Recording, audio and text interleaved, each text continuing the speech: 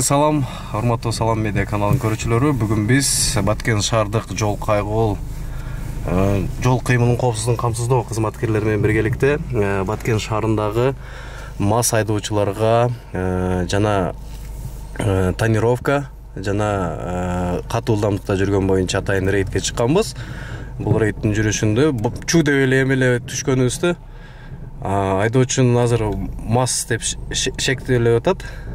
Анан светофордон кызыл чырагында өтүп кеткениге байланыштуу биздин кызматкерлер тоскондо баш бербей токтобостон кеткен жеринен азыр жеринен келип токтотуп, азыр наркологический анын мастыгын аныктоо боюнча атайын наркологиялык борборго кетип атабыз.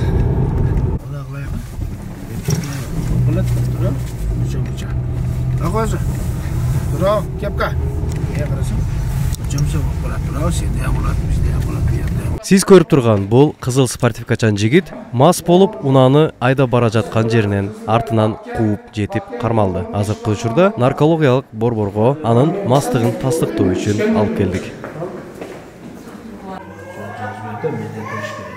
Мен алтайга чейин бөлүп төшөм.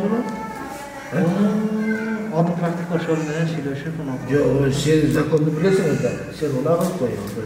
Onun praktikte. Altay'a çiğ. Beni bırak. Altay'a çiğ tölemişsen oldu mu? Hiç böyle teleşke ver bana sotur gitti. Çok iyi uşaklar çok alalım. Bir, kaçtın mı alıyorsun? Bitirdim. Seler hareketten güçlü oluşmalar gerek. Şunlar mı? Selerden vicdanı açı hareketten güçlü oluş gerek.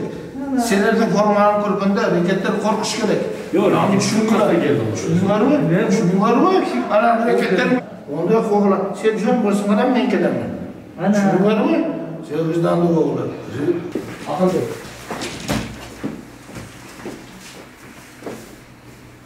Gafur akıllı Muhammed olmuş.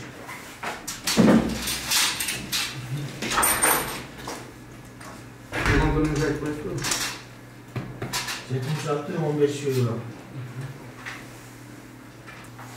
Çiğesinden? İşte. Acı işte. Ekip yapıyor. Ekip gibi.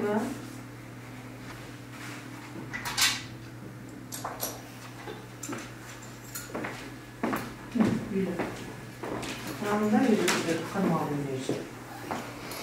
Üstüne açıp beklesin. Çekin. Bir minut bileysin akıl. Bir minut bileysin. Dağ. İşkemeden. Anaklı var ya, biliyorsun Cumhuriyet var mı? İşmeyenliğini desem sizde de var. İşkemeden zaten.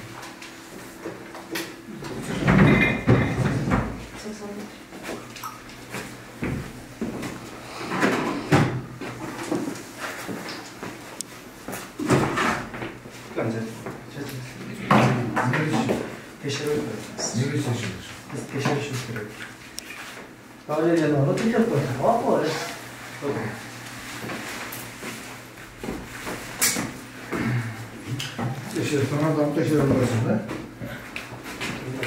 Memleketlik kız var. Adam var. Özünün işi rızıkla daha az.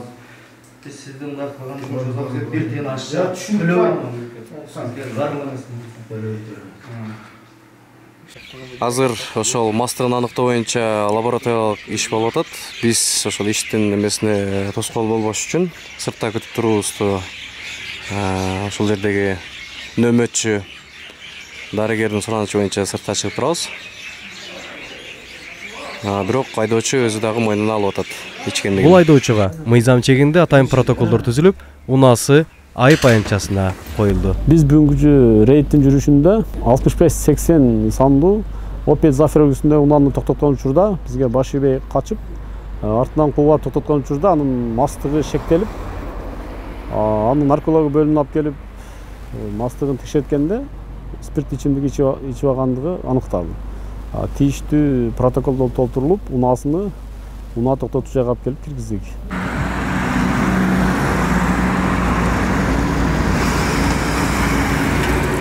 Рейдибиз андан ары аэропорттун бет маңдайында уланды.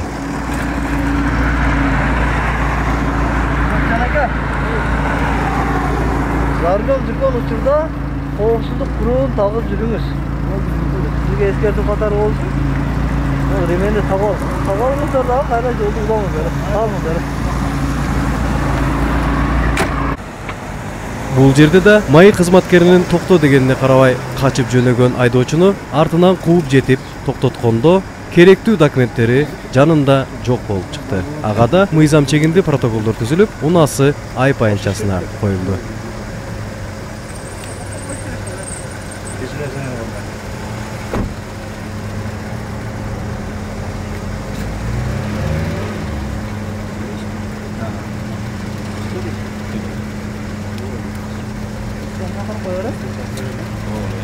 Токтопаңыздар кеме. Мындай этип өткөчү. Ал туура эмес да кеме. Ремен токтосоңуз. Түшүп токтотсаңыз биз деле түшүнөбүз аны. Ремен токтосоңуз.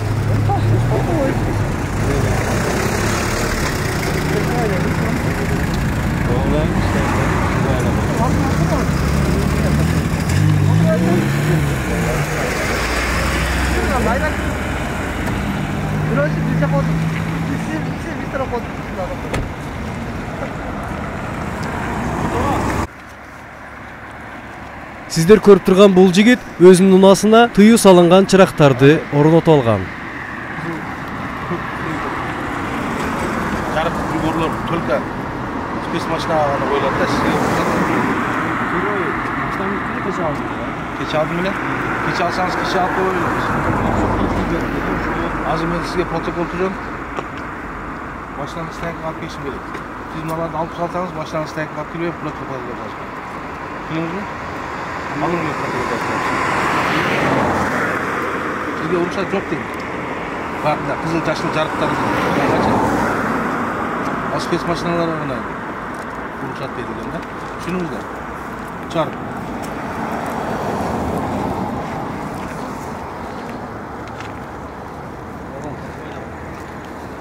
Çağırın.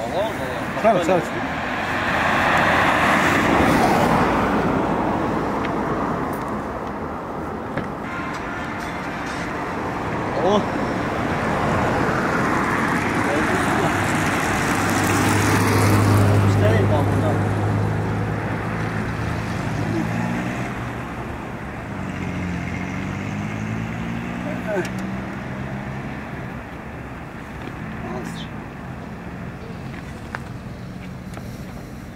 Тыюу салынган чырактарды жеринде жокко чыгарып, атайын протоколдор түзүлдү.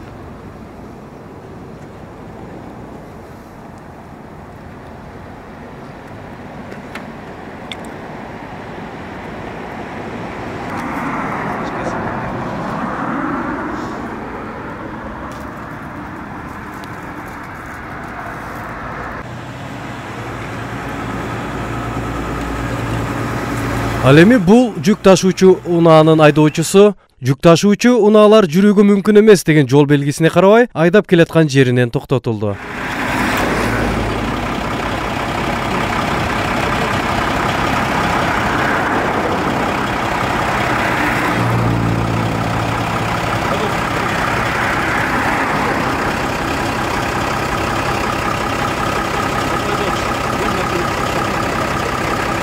Бул жолу оор жүк ташуучу транспорт каражаттары өткөнгө жүргөнгө мүмкүн эмес деген жол белгисине карабай айдап кеткен үчүн муну тосуп, атайын протокол түзүлүп атат азыр айдоочусу менен.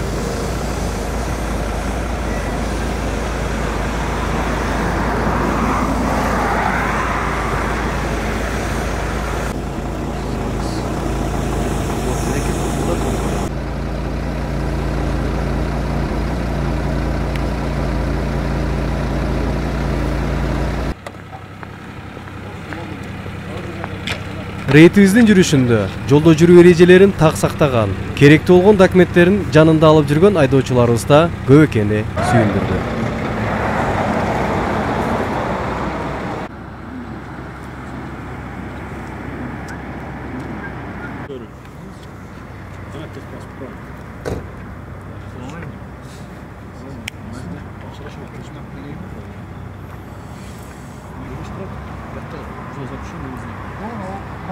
аппаратқа сөйлейді. Пекинге бұлдықтың керек.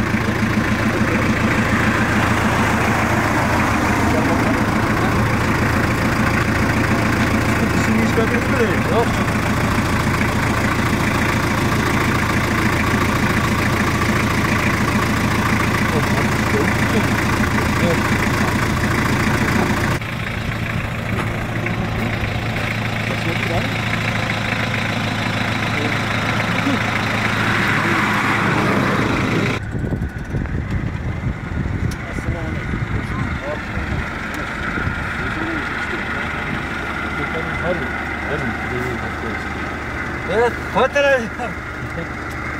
Yalan mı yani? Takılmayla dakikler var. Adam çıkıyor işte. Teknikler proje kapatıyor diyor. Speediniz mi? Var diyor işte.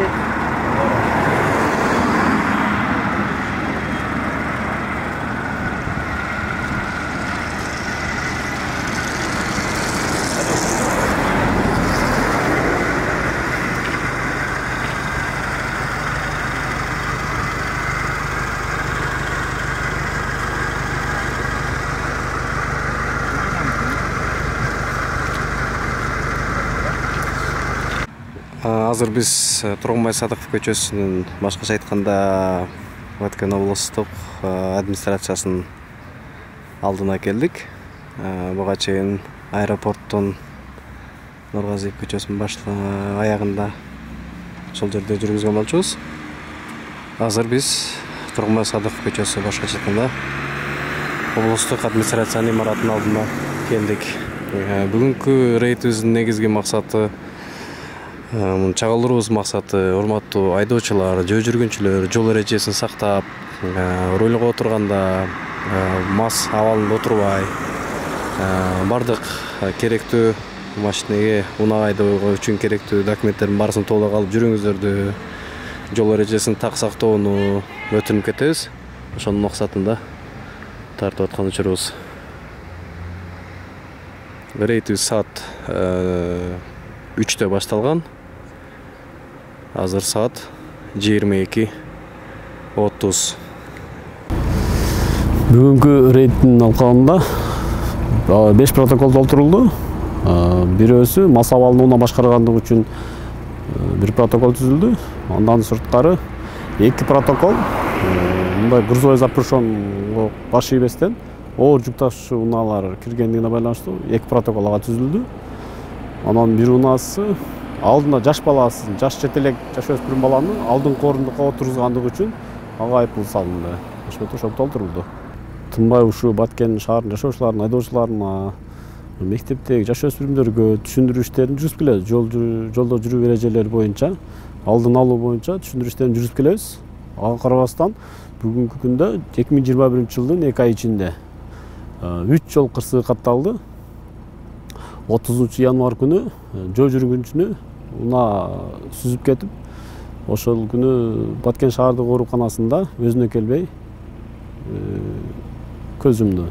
Андан сырткары 2 жаш өспүрүм 2 жаш өспүрүм катталып, алар азыркы бүгүнкү күндө Баткен шаардык ооруканасында дарыланууда. Эми урматтуу айдоочулар, жол жүргүнчүлөр, сиздерге ушу суранып айтып кетер элем. Жол эрежесин так сактап, жол белгилерине баш ийип, белгиленген чектен ашпаса, жол жүргүнчүлөргө да айтар элем.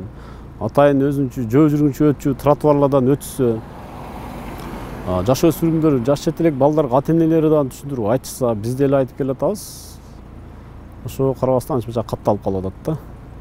Кайрылып кетер элем ушу эрежени сакташса. Баткен шаардык ички иштер бөлүмүнүн жол кыймылынын коопсуздугун камсыздоо бөлүмүнүн расмий маалыматы боюнча 2021 жылдын ушул күнгө чейин 3 жол кырсыгы катталган. Анын бирөөсү өлүм менен аяктап, экөөсү жаш өспүрүмдөр катталган жол кырсыгы. Урматтуу айдоочулар, урматтуу шаарыбыздын тургундары, ар бирибиз эрежеге так бололу, өзүбүзгө сак бололу. Салам медиа, Баткен.